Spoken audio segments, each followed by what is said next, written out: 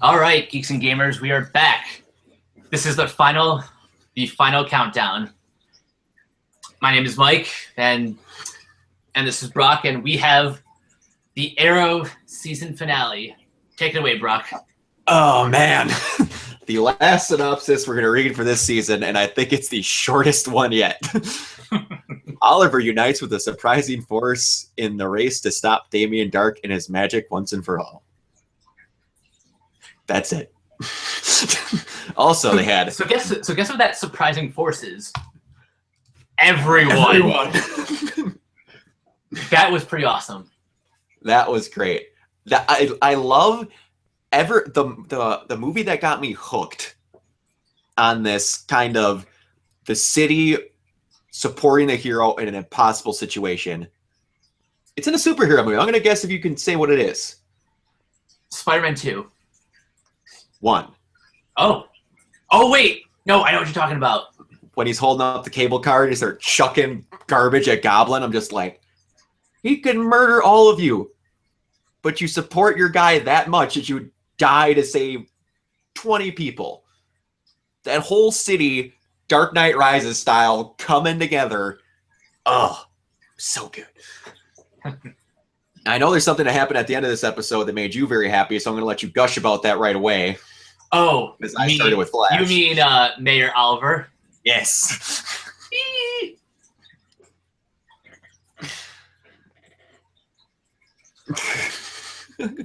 He's so happy he had the sniffles.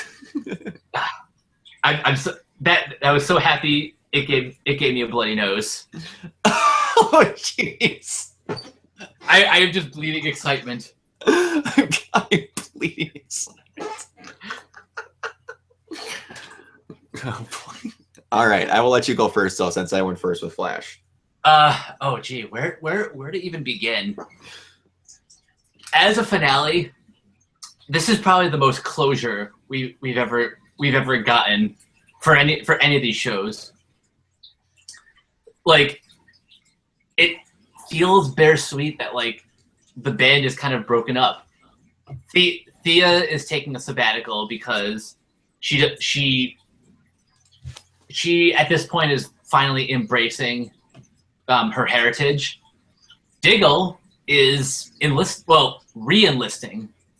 He's going back into the battlefield.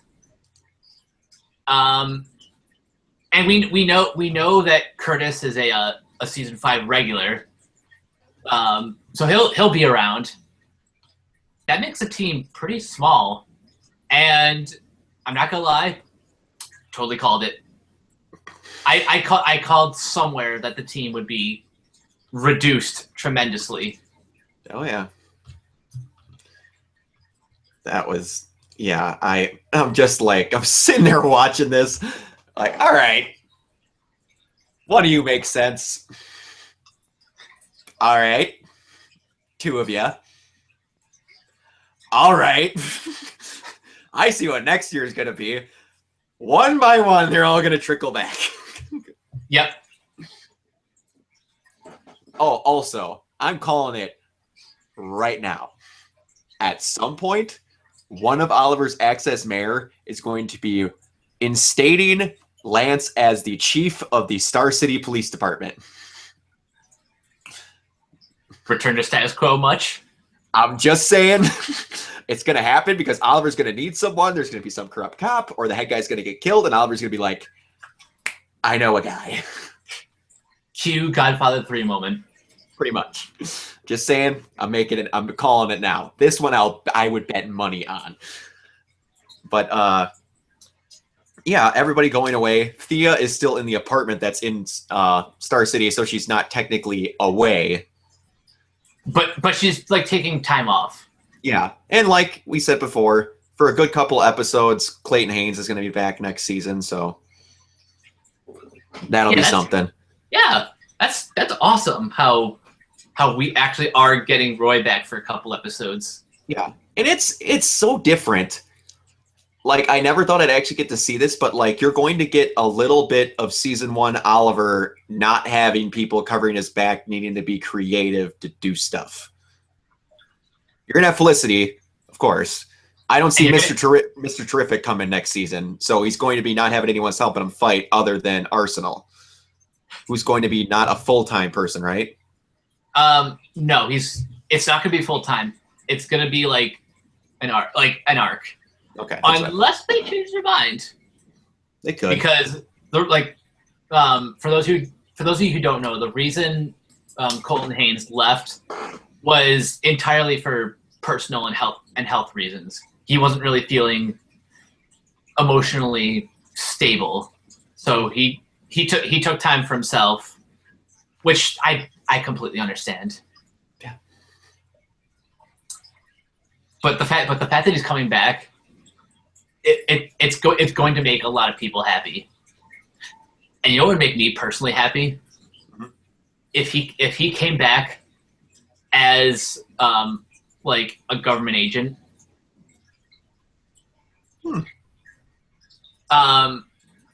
Like a spiral agent? I was thinking more of an allusion to his tenure at Checkmate. Oh, okay, I gotcha. But Checkmate isn't really a thing in the Arrowverse, so it's probably just going to be Argus. Yeah, definitely. But close enough. Close enough. Back to the episode, because we trailed off that really quick. Yeah, that whole speech and stuff was good. Scene, I was going to be so mad, because I thought Blackthorn wasn't going to be in that episode much. Then he hears that speech on the radio. He said they had to come back and help because that Oliver Queen guy gives him a hell of a speech. Yeah! I just wish I would have seen him get the clock. Even Malcolm liked the speech. He's like, yeah.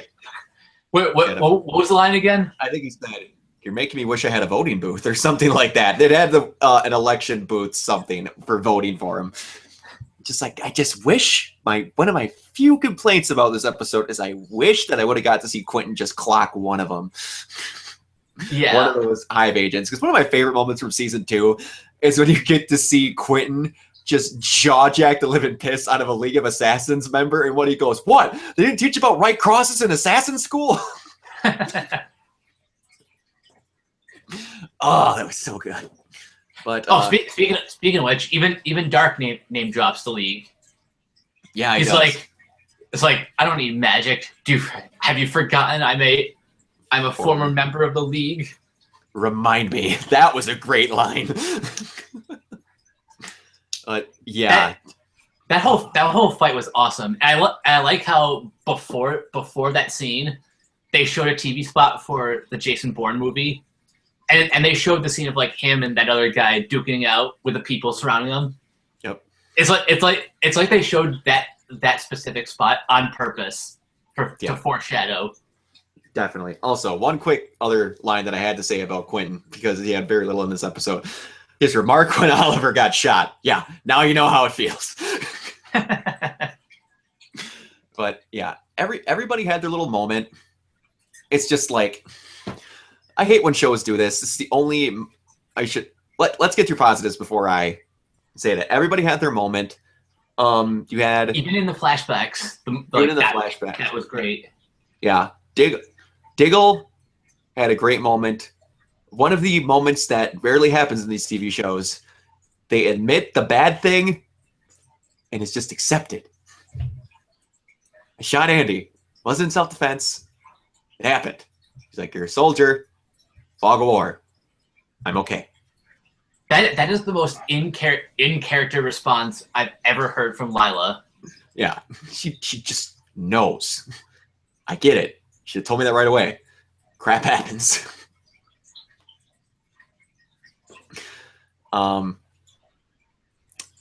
What else for positives? Action in this episode was great. Oh, yeah. That little kid, what's his name again? Brother Eye.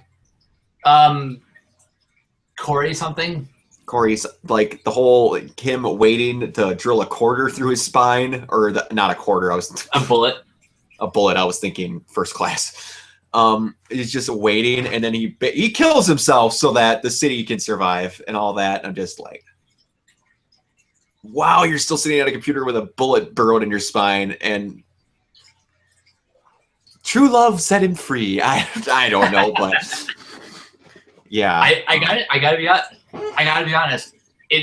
It's either he has big balls or he's just too, or his ego is just too big, or both, or both. or both. Yeah. Yeah. Before we got into negatives, I do want to say that like my absolute favorite Diggle and Oliver moment is their final moment together. Like Oliver's like, well, "What am I gonna do without you? You've been my rock this whole time." And then Diggle says, "Have you been paying attention at all? You have been my rock." Yeah, you've been guiding me. You're always one that kept me in check or something. I think he said it. Just something like that. I was so expecting when Oliver went down there and I heard footsteps. I'm like, if that's Roy Harper, I'm gonna lose it. That was Felicity. I'm not sad. I'm just like, gosh, dang, I really thought they were gonna do it. But yeah, it was a good episode. That's more of a complaint, so I guess I'll leave that alone. You got to see one last scene with Waller, so I thought that was kind of cool. It probably won't be the last scene you see either, because she's probably going to keep appearing in flashbacks. Probably. But it was good to just hear her tone when she takes with Oliver once again. That was cool. And then we found out, obviously, we're going to be dealing with Oliver with the Bratva next season. That's going to be fun. But yeah. I hope... Well, do we even care anymore to see the scene from the first episode with Oliver and the long beard? Do we even care about that moment anymore?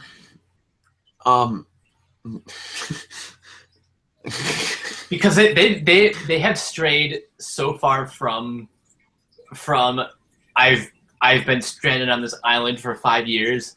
So I went through hell for 5 years. Yeah. My friend that I go to church, the older friend of mine that I go to church with, that I always talk about these shows about, he goes to me, they need to stop talking about that he spent 5 years in hell. Because he's like, you didn't. You spent a year there. You spent a year there. You spent a year back there. All right, you got a point. I think they stopped saying... Was the first one on an island, or did they always say in hell? The first year was an island. The second year was... I think the second year was still an island. Season 3 was definitely 5 years in hell. Okay, they switched it then, because then they went, oh yeah, not every... Because we can't do our storylines about all this extravagant stuff when he's still stuck on an island. But, yeah. As far as positive, I don't have a lot of stuff like this. The dialogue was always good. I know you don't live here anymore, but those used to be really nice windows. Just like little stuff like that I'm going to miss with Dark. It's just, yeah, it was good. It's a good episode. Yeah, I don't have a whole lot of like really noticeable positives or negatives this time, except for the things we talked about already. Like the action was good, the dialogue was on point. I really look forward to Curtis being Arrow's Cisco. Yeah, pretty much. Yeah, that's gonna be fun. Actually, now that I think about it, I had one other massive positive, but go ahead. Well, it kind of feels like next season of Arrow is kind of going to feel like how the Flash has been with the different dynamic, because it's like we don't know when Mr. Terrific is gonna be combat ready. I mean, he's already an Olympic athlete, but he's not a superhero yet. So for now, it's like Ollie is Barry, Felicity is Caitlin, and Curtis is Cisco. Pretty much. And I'm okay with that, because they're great characters. Definitely. All right. My other one which is I was thinking they were going to throw a joke in, but they didn't. The thing, when they mentioned the one thing that kept Curtis from moving away from Star City was seeing the Green Arrow on TV. That moment where he just basically pretty much told Oliver to shut the hell up and realize what you do for people. That was a good moment. When just last season there was a citywide manhunt for the Hood, or the Arrow, I should say. He was the Arrow last season, but yeah, that was a great moment. I wanted them to throw in a joke and say, the next time you're going to do a public announcement, step a little further away from the camera, but they didn't. Anyways, what was I going to say? Negatives. We talked about it on the Flash thing. Oh, right. No trace of Prince Albert in a can. Let's see what else. Okay. This happens on these TV shows and it gets released. They said that Curtis was going to be a season regular next year. Where'd he go? I'm sure glad that we were scared he was going to die, huh?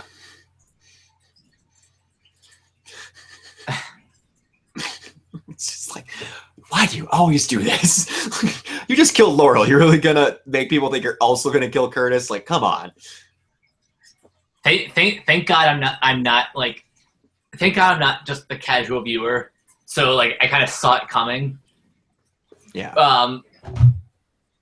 But still, that's pretty sensitive information. You don't want to have spoiled. Yeah. And another thing, my real only huge complaint with this episode. Okay, I have two. One, 15,347 nukes was a little bit of an overkill of a number. Yeah. I think they only did that to raise the stakes. I get that, but how many nukes does it take to destroy the world? Maybe two. I'm going to say it's a little bit south of 15,000. Yeah. Just me. The other one, that last scene when he kills, not Dark, what's the girl's name? Oh, Tatiana. Tatiana. That was handled kind of sloppy, in my opinion. In what way? Well, Ryder ended up being a really low stepping block into nothing because he's just dead. Unless the power is zapped to him and we see him next season. She kind of just kills him. He kills her. They point blank see him just murder her. And it only takes them 2 seconds of conversing to be like, no, you don't understand. The thing with the rock happened, and the forces came, and she was evil with the dude and the thing, and the don't shoot me. Trust me, this doesn't sound insane. Okay, yeah, I know what you're saying. And, like, this is the issue for me sometimes when they have magic in TV shows. The other thing that was handled kind of badly is, like, you see that? That's all the people that you try capturing getting away. And then he just goes, poof, and the plane explodes. Like, they show nothing of his power being able to do that. They showed him being able to force push people and to suck the life out of people. He just randomly makes a plane explode. I understand you're trying to say he's getting more powerful, but you could have done it in a different way, in my opinion. I understand where you're coming from. Okay. But, yeah. You got any complaints? No, actually. I thoroughly enjoyed this episode. On that note, let's talk about the season in general. Yes, I know one of our complaints this season is the dangling storyline of Vandal Savage in a can. Also, Diggle having nothing happen to his helmet. Yeah. I know I mentioned it on Flash, but dang it, I have to mention it again. But series as a whole, it had a lot of the action on this season was so freaking good because it had a full team. Like that one of those first missions where he's back and they had everyone together. I remember they were on a building taking out ghosts, and like everyone's Laurel's fighting on the top of a thing. Oliver's sniping people from a roof. They needed to get over to a truck that they couldn't get to, so he just takes out a cable, zip lines it. Canary flies down it, knocks some guy out. I'm like, you finally have a team of people. You can do whatever you want. They're like, all right, I want to see a guy zipline kick someone in the side of a semi and then have him crescent kick to knock down, take information from him. All right, we got this person that could do this, that person that could do that. Let's do it. You're not going to see a whole lot of more of stuff like that because you're only going to probably have Arsenal and a lot of just Oliver, but like a lot of all of the team beatings that just got laid down on numerous amounts of people this season were great. The action choreography was just awesome. And you got to have still my favorite episode of Arrow, that one scene that made Oliver Queen, and then he solidified it in this season with a speech on the car, was when he tore Lance's head clean off his shoulders in Laurel's apartment.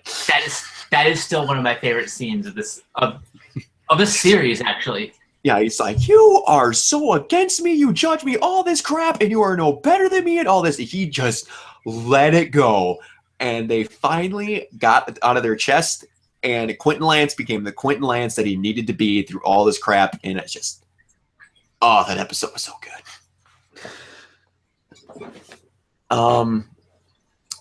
I hope, going over more of this season, that they do more with Anarchy.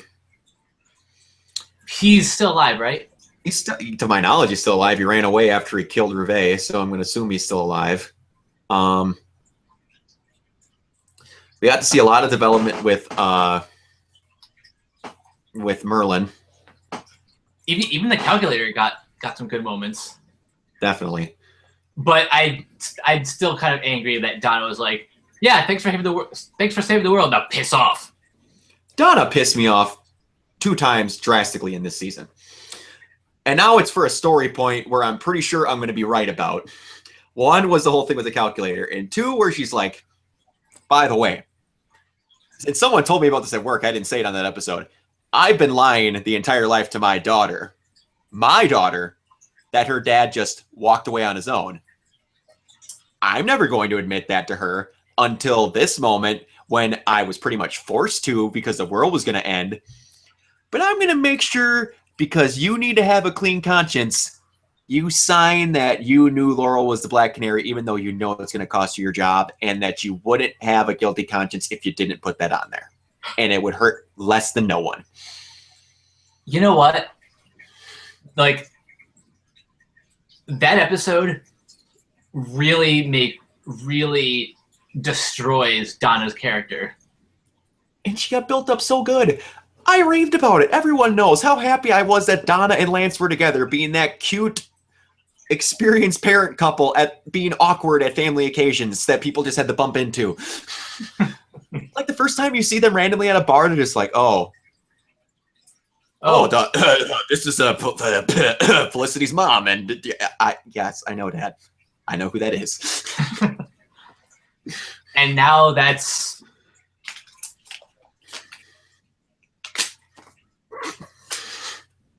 gone. I'm sure they'll find a way to fix it. Whatever. I'm just like, why do that development and then rip it to shreds at the end of the season just to do it over again next year? It really bothers me when shows do that. Mm-hmm. That being said, let's say the calculator is the villain, like the big bad for next season. Do you think that? Well, one, do you think that's even a possibility, or is he going to be one of those Merlin types where he'll be back for an emergency? Well, I could see him being a major villain. I don't know if he will be the major one of this one, but I could see him being a major villain in it, like having his own arc of just, he's got the entire city held hostage doing random things that Oliver has to figure out on his own with just Felicity, so it's going to be a lot harder for him.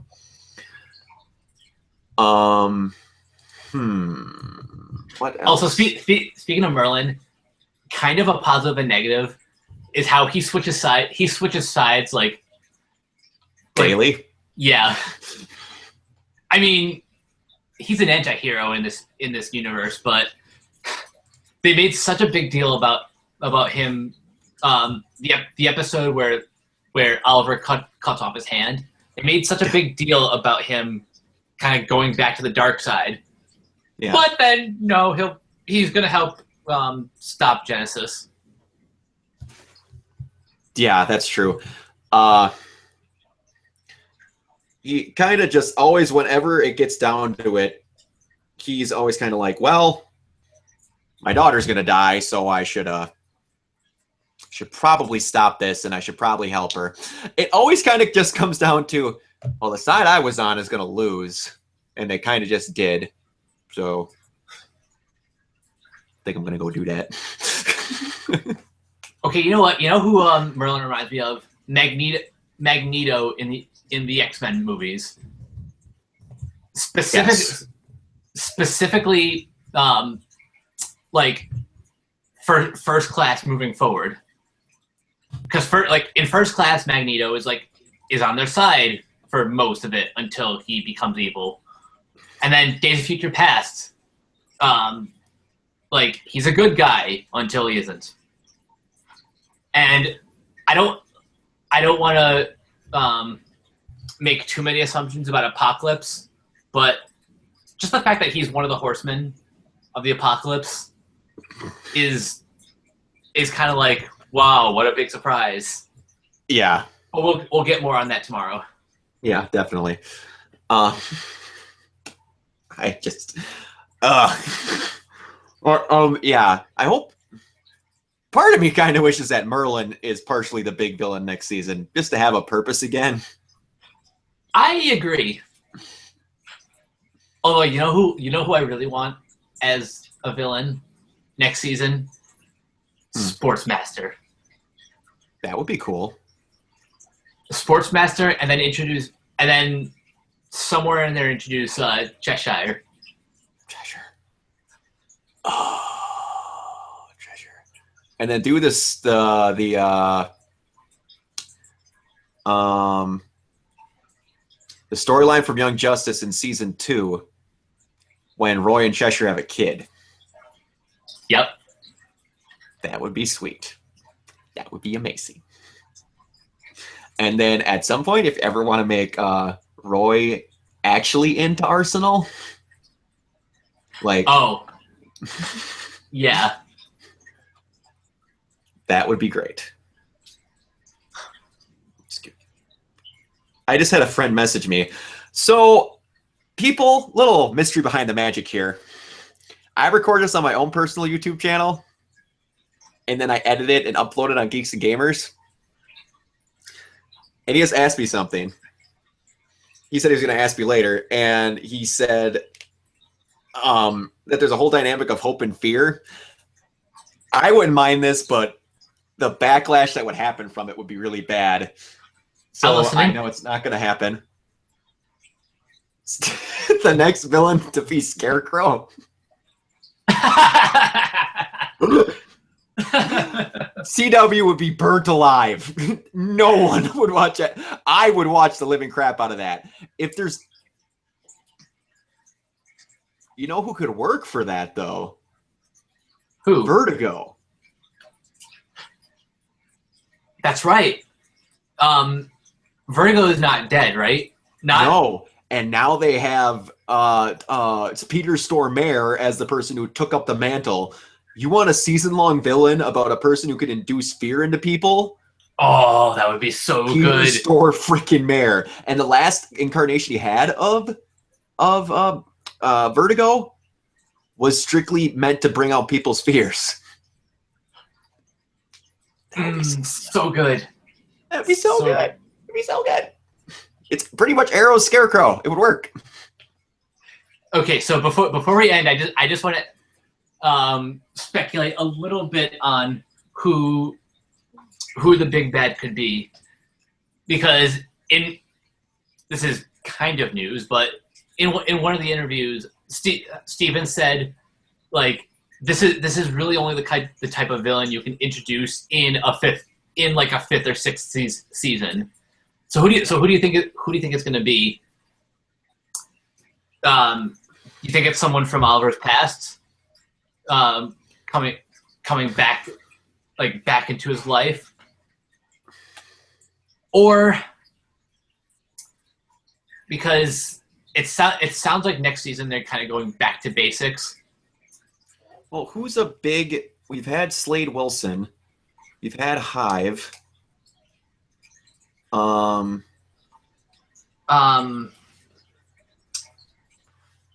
Did we ever see Konstantin Draken on the show? To my knowledge, we didn't.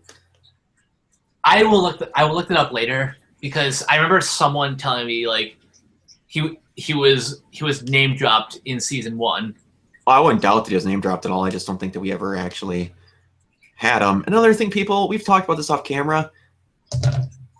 There's a 15-mile long list of Batman villains.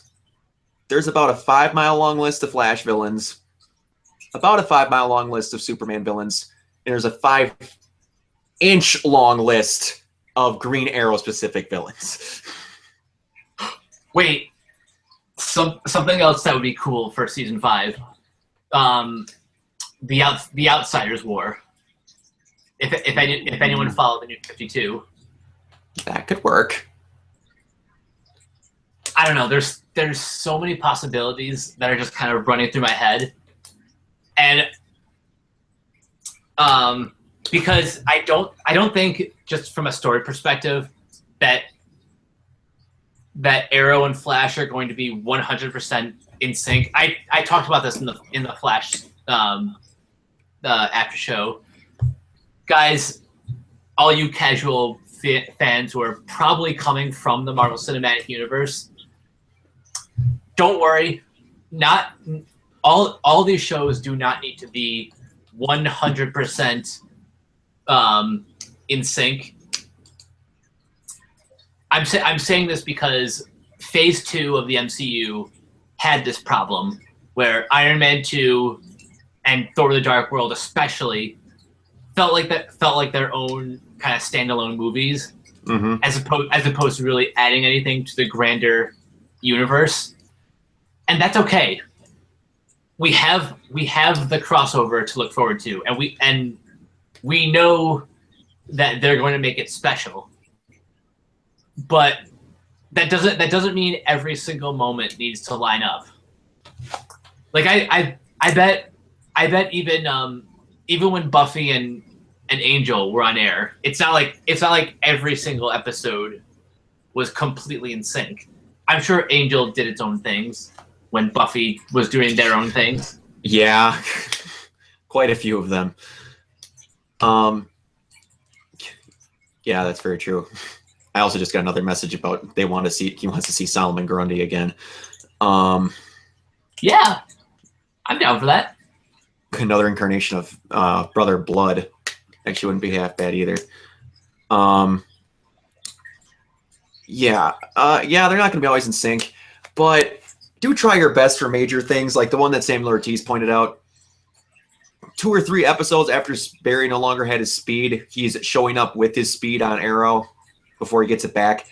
Stuff like that, avoid. Yeah. But if it's just like, this week I went to his ball game, and then that ball game happened 3 weeks later on Arrow, that's okay. Yeah. Yeah. But And I can forgive that because even the executives were like, nope, we screwed up. We're sorry. yeah. True, but all right. Anything else you'd like to add on the last show? I maybe just want to say thank you guys for tuning in. This has been a lot of fun, and don't worry, there will be more content from us in the meantime. We might even do Ask an Admin more often. I'd be up for doing that more often. Yeah. Plus, it's the summer, and summers have blockbusters, so you're gonna see more movie reviews. Yes. And we're going to try and get them up on Fridays of major events. Like we're going to be doing one for Apocalypse. There's something we're going to have to discuss that I just saw when I was getting ready to open up my editing thing. Yes, we'll be always doing more stuff, Ask an Admin, other things like that. And we're not going anywhere. Don't worry, people. So we'll have more for those of you who, for some reason, come in and check us out every single week. So, and like Mike said, thank you so much. It's nuts to think that we started this in October. That it feels like yesterday. Yeah, it's nuts. It's like I've already got people working on stuff for next year's show. So, no, technically this year's show, but next season. But anyways, everyone, thank you so much for watching. Every single one of you. It don't matter if there's slow weeks, if there's fast weeks. If there's one person watching the show, we're going to do it. And we appreciate all of you for sticking in as long as you did. It was a long journey, but it was worth it. And we had so much fun doing it. And thank you, Jeremy, for allowing us a channel upon which we could do it. So without further ado, goodbye for the last episode of the Arrowverse After Show this season.